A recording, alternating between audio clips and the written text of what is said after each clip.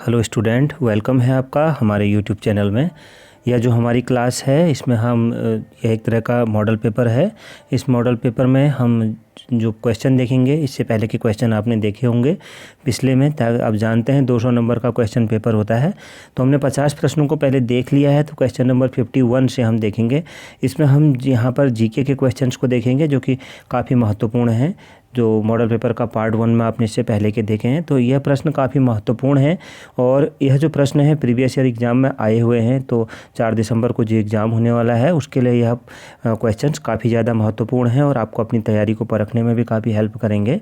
तो इस practice set के माध्यम से आप अपनी तैयारी को चेक कर सकते हैं कि और आपकी एक एग्ज़ाम में जाने से पहले आपको अनुमान भी लगेगा कि किस तरह के प्रश्न पूछे जाते हैं। तो इस वजह से भी यह काफ़ी महत्वपूर्ण है। तो इसके पहले की क्लासें आपने नहीं देखी हैं तो प्लेलिस्ट में जाके आप इन सभी मॉडल पेपर्स को देख सकते हैं। और कोई त्रुटि होगी तो उसके लिए क्षमा करिएगा। तो चलिए शुरू करते हैं आज की क्लास को। और इसका अगर आप पीडीएफ चाहते हैं तो टेलीग्राम चैनल का लिंक डिस्क्रिप्शन में दिया गया है, वहां से जा कर के पीडीएफ को डाउनलोड कर सकते हैं। और अगर कोई अन्य विषय पर कोई अन्य तरह की हेल्प, अगर आप एजुकेशन से रिलेटेड, सिलेबस से रिलेटेड कोई चाहते हैं तो ज़रूर बताइएगा। उस तरह की क्लास भी अपलोड कर दी जाएंगी और करंट अफेयर्स की क्लास भी अपलोड कर दी जाएंगी। कुछ विद्यार्थियों ने करंट अफेयर्स की क्लास के लिए कहा है, जल्दी ही क्वेश्चन आंसर के फॉर्मेट में अपलोड की जाएंगी। तो चलिए शुरू करते हैं आज की क्लास को। पहला क्वेश्चन है, प्रसिद्ध तिलाड़ी मैदान किस नदी के तट पर स्थित है? तो किसके तट पर स्थित है? ऑप्शन सी, यमुना के तट पर स्थित है। ऑप्शन सी इस प्रश्न का सही उत्तर हो जाएगा।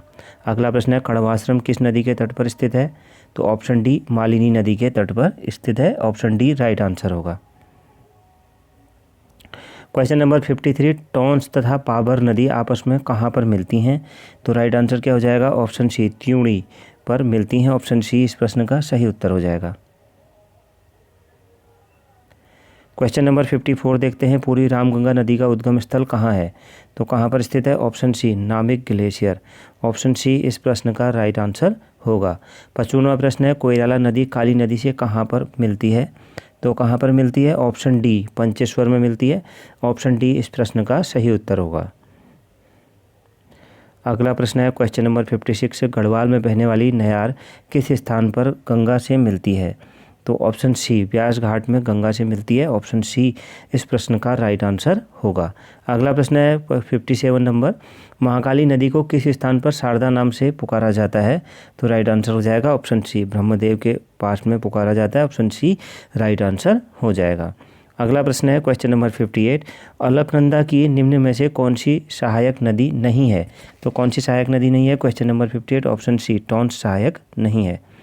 अगला प्रश्न है क्वेश्चन नंबर 59, चांदपुर गढ़ी किस नदी के समीप स्थित है? तो ऑप्शन ए, आटागाड़ के समीप में स्थित है। अगला प्रश्न देखते हैं क्वेश्चन नंबर 60, निम्न में से कौन सी नदी पुरोला घाटी के लिए वरदान कही जाती है? तो राइट आंसर हो जाएगा ऑप्शन सी, कमल।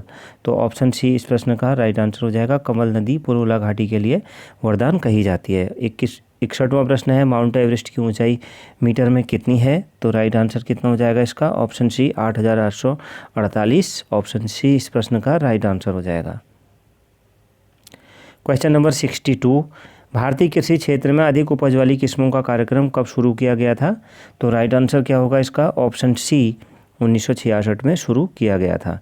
अगला प्रश्न है क्वेश्चन नंबर 63, भूरी क्रांति किसे कहते हैं? तो भूरी क्रांति किसे कहते हैं? ऑप्शन डी, इसको कहा जाता है भारत में खाद्य प्रसंस्करण एवं शीतल पेयों के उद्योगों का विकास। तो ऑप्शन डी इस प्रश्न का राइट आंसर हो जाएगा। Option D. अगला प्रश्न है, किसी निश्चित समयावधि में किसी देश में उत्पादित वस्तुओं और सेवाओं के कुल मूल्य को क्या कहते हैं? तो राइट आंसर क्या हो जाएगा? ऑप्शन बी, राष्ट्रीय आय कहते हैं। ऑप्शन बी राइट आंसर होगा। अगला प्रश्न देखते हैं। अगला प्रश्न है क्वेश्चन नंबर 65, निम्न में से प्राणियों का कौन सा समूह अनियत तापी प्राणियों से संबंधित है? तो राइट आंसर क्या हो जाएगा? ऑप्शन डी, रोहू, मेढक, केंचुआ। ऑप्शन डी राइट आंसर होगा। अगला प्रश्न है क्वेश्चन नंबर 66, यांत्रिक ऊर्जा को विद्युत ऊर्जा में परिवर्तित करने वाले उपकरण को क्या कहा जाता है? तो राइट आंसर क्या हो जाएगा? ऑप्शन ए, डायनामो कहा जाता है। ऑप्शन ए इस प्रश्न का राइट आंसर होगा। अगला प्रश्न है, निम्न में से कौन भारतीय संविधान के प्रारूप समिति के अध्यक्ष थे? तो राइट आंसर क्या हो जाएगा? Option D, doctor BR Ambedkar. Option D इस प्रश्न का सही उत्तर होगा। अगला प्रश्न है, भारतीय कृषि का किसी महत्वपूर्ण स्तर तक यांत्रिकीकरण किस कारण से संभव नहीं है? तो राइट आंसर क्या हो जाएगा? ऑप्शन ए, छोटे जोत क्षेत्र। ऑप्शन ए इस प्रश्न का सही उत्तर होगा। अगला प्रश्न है क्वेश्चन नंबर 69, किसी अर्थव्यवस्था में निम्न में से कौन सा ऐसा कार्य है जो केंद्रीय बैंक के कार्यों में शामिल नहीं है? तो राइट आंसर हो जाएगा ऑप्शन सी, सरकारी खर्च पर नियंत्रण। ऑप्शन सी इस प्रश्न का राइट आंसर होगा। अगला प्रश्न है क्वेश्चन नंबर 70, निम्न में से कौन सा भारत आने वाला पहला अंग्रेज जहाज है? तो राइट आंसर हो जाएगा option C, red dragon. Option C इस प्रश्न का सही उत्तर होगा। क्वेश्चन नंबर 71, संयुक्त राष्ट्र संघ के सदस्य देशों ने विश्व शांति तथा उसकी सुरक्षा की प्राथमिक जिम्मेदारी किसे सौंपी है? तो राइट आंसर हो जाएगा ऑप्शन सी, सुरक्षा परिषद। ऑप्शन सी इस प्रश्न का सही उत्तर होगा। अगला प्रश्न है क्वेश्चन नंबर 72, निम्न में से कौन सा एक भारत में उत्पन्न सबसे बाद वाला बौद्ध धर्म का ग्रंथ है? तो राइट आंसर क्या होगा इसका? ऑप्शन डी, यह है वामसाथा पाकसिनी। तो ऑप्शन डी इस प्रश्न का राइट आंसर हो जाएगा, ऑप्शन डी। अगला प्रश्न है, अर्थशास्त्र की रचना किसने की थी? तो राइट आंसर क्या हो जाएगा? ऑप्शन बी, कौटिल्य ने। तो ऑप्शन बी इस प्रश्न का राइट आंसर होगा। अगला प्रश्न है, रामायण का फारसी में अनुवाद किसने किया था? तो किसने किया था? राइट आंसर क्या हो जाएगा? ऑप्शन बी, बदायूनी ने किया था। ऑप्शन बी इस प्रश्न का राइट आंसर होगा। अगला प्रश्न देखते हैं क्वेश्चन नंबर 75, पूंजीवादी अर्थव्यवस्था की पद्धति किसको बढ़ावा देती है? तो राइट आंसर हो जाएगा ऑप्शन डी, मुक्त उद्यम तथा प्रतिस्पर्धा को। तो ऑप्शन डी राइट आंसर होगा। अगला प्रश्न है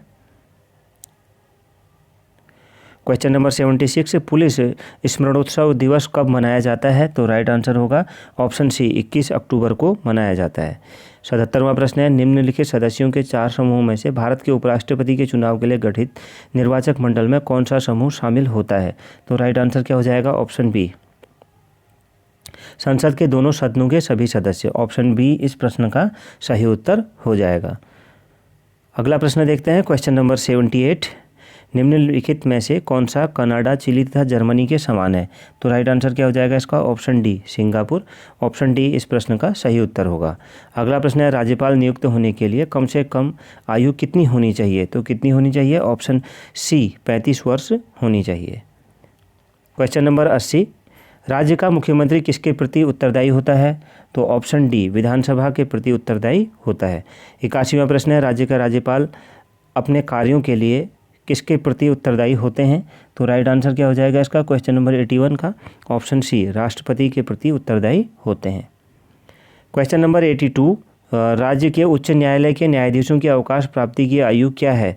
तो कितनी है? तो ऑप्शन सी, 62 वर्ष है। ऑप्शन सी इस प्रश्न का राइट आंसर हो जाएगा। अगला प्रश्न है, किसी राज्य में सामान्यतः किसके परामर्श पर राष्ट्रपति शासन लागू किया जाता है? तो राइट आंसर क्या हो जाएगा? ऑप्शन ए, राज्यपाल।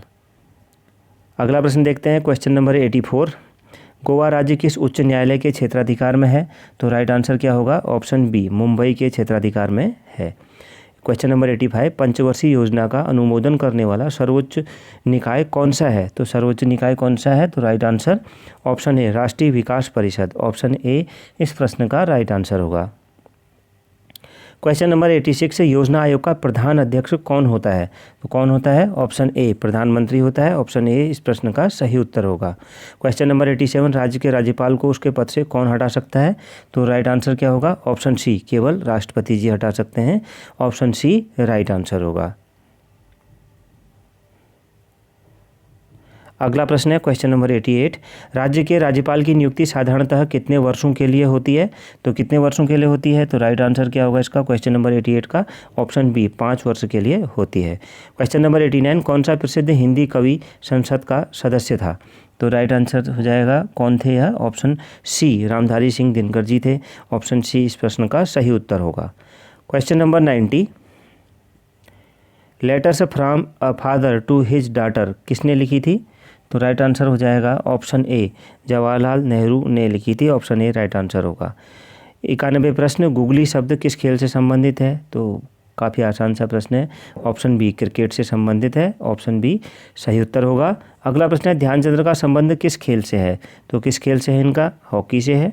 मेजर ध्यानचंद इनका पूरा नाम था, महान खिलाड़ी थे, तो ऑप्शन सी इस प्रश्न का सही उत्तर हो जाएगा। अगला प्रश्न है चेकमेट शब्द किस खेल से संबंधित है? तो राइट आंसर क्या हो जाएगा इसका? क्वेश्चन नंबर 93 ऑप्शन डी शतरंज से संबंधित है। क्वेश्चन नंबर 94 डायमंड किस खेल के परिसर को कहा जाता है? तो किसके परिसर को कहा जाता है? ऑप्शन बी बेसबॉल के परिसर को कहा जाता है। क्वेश्चन नंबर 95 निम्नलिखित में से कौन सा केंद्रीय विश्वविद्यालय नहीं है? तो राइट आंसर क्या होगा? ऑप्शन बी पटना विश्वविद्यालय केंद्रीय विश्वविद्यालय नहीं है। अगला प्रश्न है क्वेश्चन नंबर 96 दक्षिण एशियाई क्षेत्रीय सहयोग संगठन सार्क का मुख्यालय कहाँ है? तो कहाँ पर है? ऑप्शन बी काठमांडू में स्थित है, तो ऑप्शन बी इस प्रश्न का सही उत्तर हो जाएगा। क्वेश्चन नंबर 97 निम्नलिखित में से सर्वोत्तम ऊष्मा सुचालक है कौन? तो राइट आंसर क्या हो जाएगा? Option B Bharat, option B इस प्रश्न का राइट आंसर हो जाएगा। अगला प्रश्न देखते हैं। अगला प्रश्न है क्वेश्चन नंबर 98 निम्नलिखित में से वह राज्य या संघ राज्य क्षेत्र कौन सा है जिसमें कोई अभिज्ञात जनजाति समुदाय नहीं है? तो राइट आंसर हो जाएगा option D Delhi, option D इस प्रश्न का सही उत्तर होगा। क्वेश्चन नंबर 99 रासायनिक रूप से मिल्क ऑफ मैग्नीशिया क्या होता है? तो राइट आंसर क्या होगा? Option D magnesium hydroxide, option D इस प्रश्न का सही उत्तर होगा। अगला प्रश्न है क्वेश्चन नंबर 100 वह कंपनी कौन सी है जो नवंबर 3 से शुरू होने वाली स्थायी लाइन टेलीफोन सेवाएं उपलब्ध कराती है? तो right answer option B Reliance Infocomm, तो राइट आंसर क्या हो जाएगा? Option B. तो ये थी हमारी आज की क्लास। इसके आगे के प्रश्नों को अगली क्लास में देखेंगे, क्योंकि क्लास बहुत बड़ी हो जाती है, तो अगले प्रश्नों को अगली क्लास में देखेंगे। आपको यह क्लास कैसी लगी कमेंट बॉक्स में ज़रूर बताइएगा। अन्य किस सब्जेक्ट पर किस टॉपिक पर आप क्लास चाहते हैं वो भी बताइएगा। मिलते हैं नेक्स्ट क्लास में। थैंक यू, धन्यवाद।